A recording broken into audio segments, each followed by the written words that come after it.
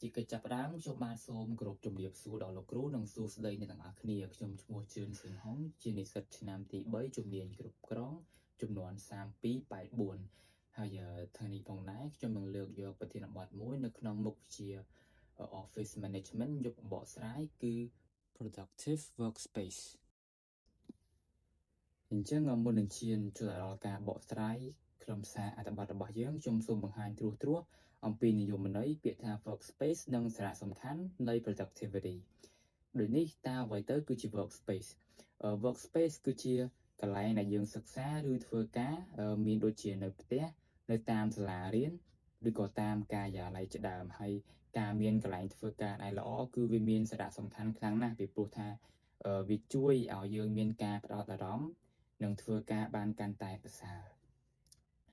មួយទៀតគឺ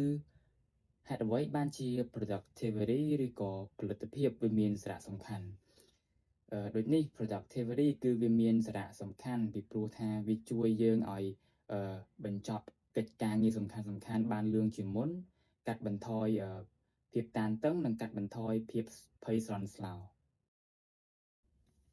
អូខេអញ្ចឹងឥឡូវយើងចូលមកការនិយមន័យរួមនៃប្រធានបទរបស់យើងគឺ productive workspace គឺជាបរិយាកាសមួយដែលជួយមនុស្សឲ្យធ្វើការប្រកបទៅដោយប្រសិទ្ធភាពផ្ដោតអារម្មណ៍និងមានភាពងាយស្រួលហើយវាត្រូវបាន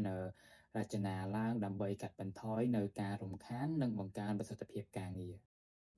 ដូចនេះតើយើងត្រូវធ្វើដូចម្តេចដើម្បីទទួលបាននៅកន្លែងការងារដែលមានផលិតភាពទី1គឺ clean and organized workspace កន្លែងការងារដែលមានផលិតភាពគឺគួរតែស្អាតនិងមានរបៀបរៀបរយយើងគួរតែទុកនៅរបស់របរណាដែលចាំបាច់នៅលើតុហើយយករបស់របរដែលញ៉ៃហ្នឹងចេញ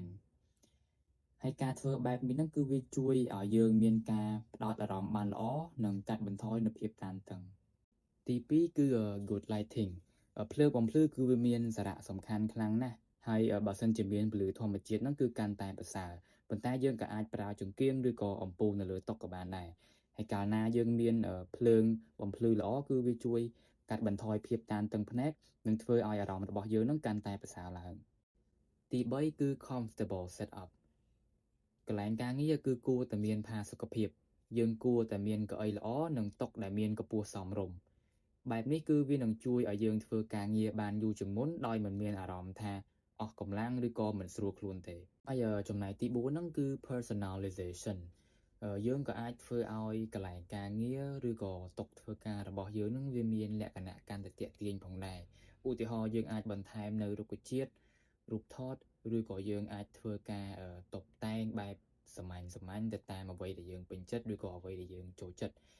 ហើយការធ្វើបែបនេះហ្នឹងគឺវាជួយជំរុញទឹកចិត្តធ្វើការរបស់យើងនិងធ្វើឲ្យយើងកាន់តែមានភាពរីករាយផងដែរ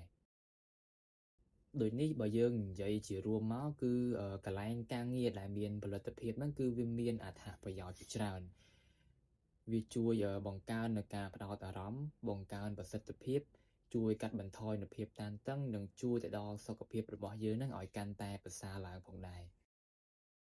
អញ្ចឹងសរុបសេចក្តីមកគឺ productive workspace គឺវាពិតជាមានសារៈសំខាន់ខ្លាំងមែនទែនសម្រាប់សិស្សនិងអ្នកធ្វើការក៏ដូចជាយើងទាំងអស់គ្នាពីព្រោះថាវាជួយឲ្យយើងសម្រេចបាននៅលទ្ធផលកាន់តែលឿននិងកាន់តែប្រសើរហើយជាចុងក្រោយខ្ញុំក៏សូមអរគុណដល់លោកគ្រូ